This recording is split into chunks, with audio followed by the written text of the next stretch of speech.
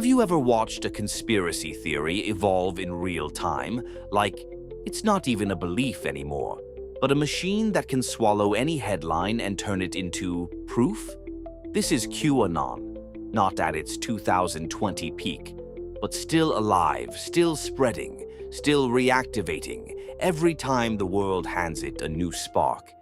And the most unsettling part? QAnon doesn't need to be right to survive. It just needs you to feel like you're missing something. QAnon isn't one neat story you can summarize in a sentence. It's more like an operating system, a framework that can run on almost any event. A celebrity scandal, a court case, a shooting, a leak, a political feud, a billionaire's tweet, a single phrase like PSYOP. Whatever happens, QAnon can translate it into the same message. Nothing is what it seems, and the truth is being hidden from you. At its core, QAnon revolves around a single, terrifying claim that the world is secretly controlled by a deep state Kabbalion elite network inside government, media, finance, and entertainment. So evil that the story doesn't just accuse them of corruption. It accuses them of ritual abuse, satanic worship, and organized exploitation of children. That's not an incidental detail. It's the engine. Because once you convince someone the enemy is not just wrong, but inhumanly evil, anything becomes justified. Any doubt becomes dangerous. Any compromise becomes betrayal. QAnon doesn't turn politics into disagreement. It turns politics into exorcism. And here's why QAnon is still active even after so many predictions failed. Because QAnon isn't centralized. There's no single leader you can expose, no single document you can debunk, no single headquarters you can shut down. It's crowdsourced mythology, a fandom of paranoia, a prophecy movement where the believers write the scripture together. When one storyline collapses, they don't stop, they update. They don't admit they were wrong. They say, the timeline changed.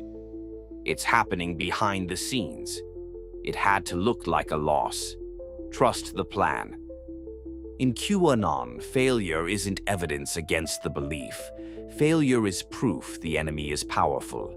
And then there's the phrase that acts like a spell, so simple it can fit under any post. Enjoy the show. Because that's what QAnon does to reality. It turns the world into theater.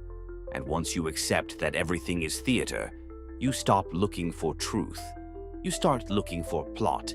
This is why certain stories keep reactivating QAnon like a shock to the system. Epstein is the perfect example. Because Epstein is real, the crimes are real, the institutional failures are real. And the moment you have a real, documented case involving power and abuse, QAnon can graft its fantasy onto that reality like a parasite. Suddenly, it's not one man and a network. It becomes the whole system.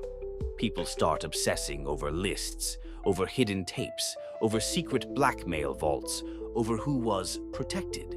And when officials say there's no evidence for the grandest claims, QAnon doesn't interpret that as resolution. It interprets it as they're hiding it. Epstein becomes an infinite battery for the belief that elites are untouchable and the truth is always sealed behind redactions. Then there's Trump.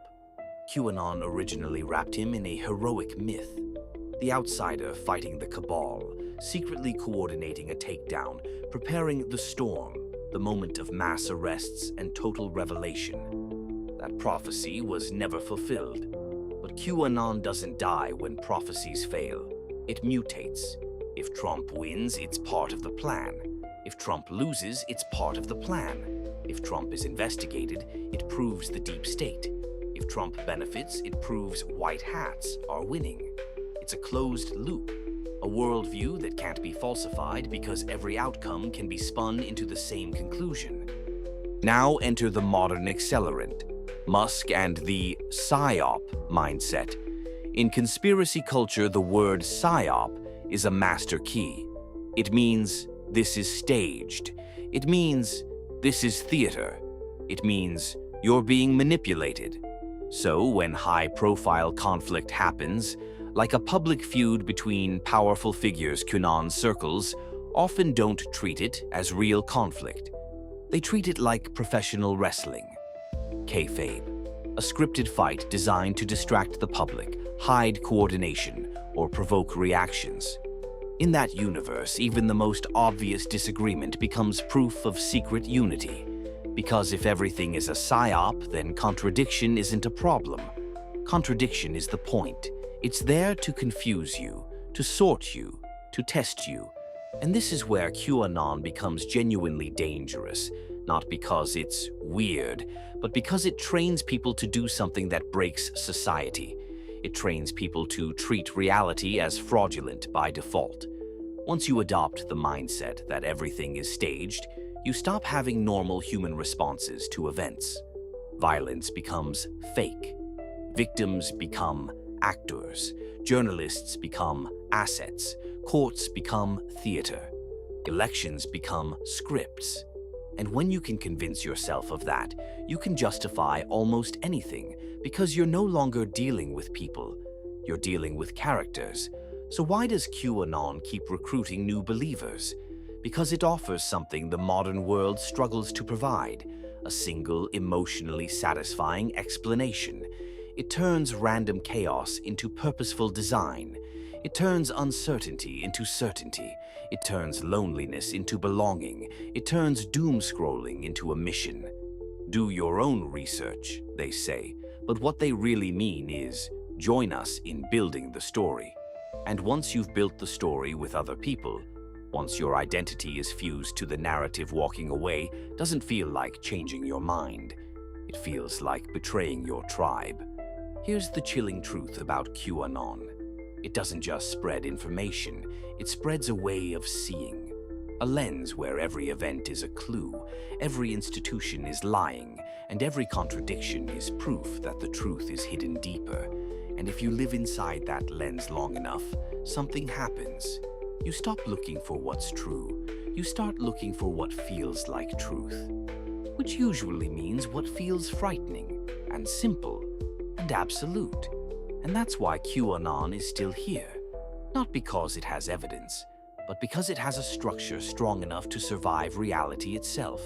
So the next time you see the words deep state, satanic cabal, psyop, false flag, enjoy the show. Pause, because that isn't just a claim. It's an invitation into a world where nothing is real except the fear. And once fear becomes your compass, it can lead you anywhere.